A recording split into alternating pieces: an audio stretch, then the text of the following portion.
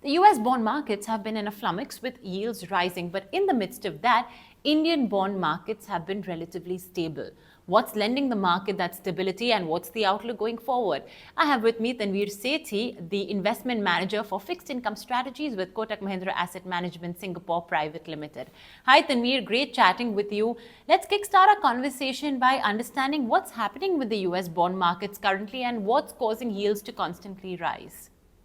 Hi. So yes, essentially we have seen the US rates gone up significantly since the beginning of the year, right? They have increased by more than 60 basis points across the 2-year to 10-year and even longer, even in the 30-year segment. So what has been driving these rates up? What has happened, of course, is that the US economy continues to be much stronger than previously anticipated. And as a result, the last mile of the inflation seems to be a little bit of challenge to get under control by the Fed. If you look at the numbers, the latest CPI month on month came at 0.4%. And this was for a second consecutive month. The markets were expecting 0.3%. So this has caused a little bit of an uptick in the absolute recent past. If you dial back a bit, the NFP numbers have continued to be reasonably strong month on month.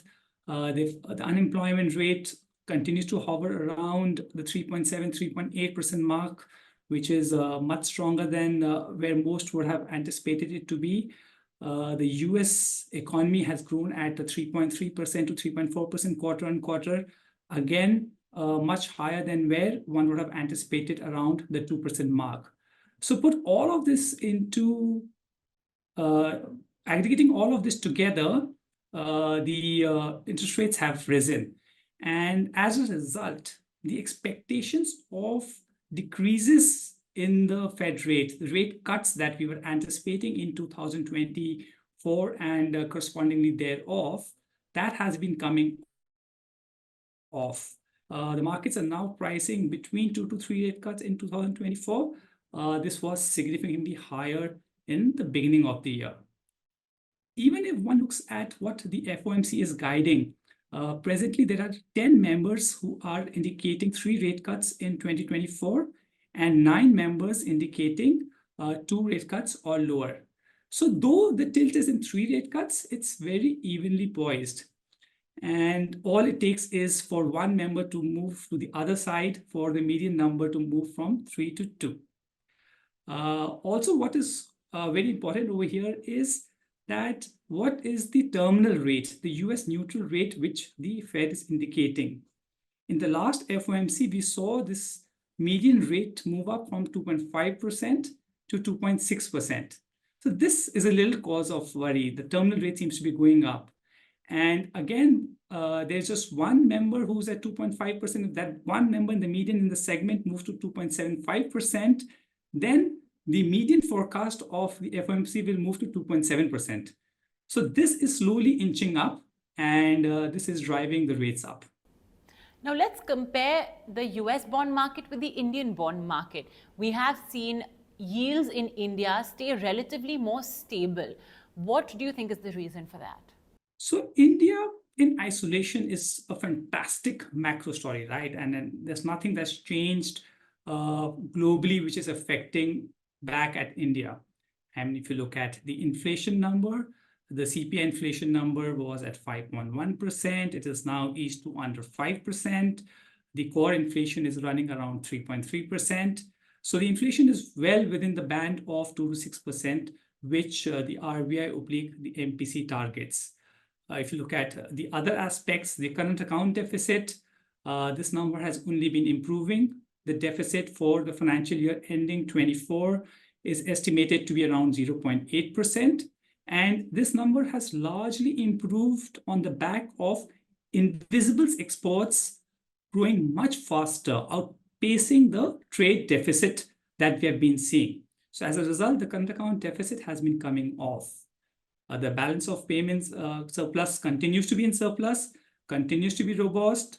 If you look at the inflows, the equity inflows were always strong. There was a little bit of a two-way flow that we saw in the last quarter of this year. In the beginning of the year, we saw some outflows, but the last few months, again, there have been net inflows. We have received a little under $3 billion year to date in equities. On the other side, the debt inflows have picked up significantly on account of index inclusion, which was anticipated. And this number is already around $7 billion this year. And lastly, but not the least, the fiscal deficit continues to be under control. The government stuck to its target the previous year. It has now anticipated to move to 5.1% fiscal deficit, which is very strong given that we were entering into election year. People did not anticipate such a strong fiscal consolidation. That shows the government's commitment. And the good news is the expectation is for the BJP-led government to come back into power. I won't say that one government is better than the other government, but what is very important is continuity of policy. And that is what a global investor likes to see. And that just helps the Indian macro story to remain intact. Now, we had a record sale of bonds by Indian states. We have the central government borrowing program as well. So in the midst of this, what's the outlook on Indian yields? How do you see these borrowing programs impacting Indian yields? So the states, of course, have had a slight increase in borrowing. And let us break this in two parts. First is let's look at the aggregate budget the deficit, or let's look at the amount of net borrowing that the major states have had in India. And if you look at the 2024 to 25 budgeted numbers, the top 20 major states have roughly, give or take, INR 8 trillion rupees of borrowing, or which is a little under $100 billion. Now, this number increased from 7.3 trillion the previous year. This is, give or take, 10% increase, which is fine. It's not a major increase. It's in line with what the economy has been growing. But this, when one looks at what had happened the previous year, in the previous year, as a percentage of the GDP, this borrowing had shot up to 2.5%, which was around the 2% mark prior to that.